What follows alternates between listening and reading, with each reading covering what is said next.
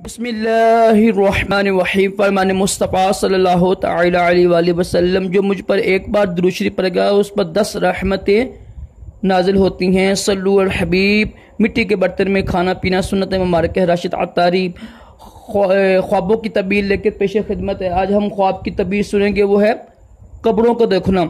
ये है ना अहले कबूर, कब्रों को देखना कैसा है ख्वाब में।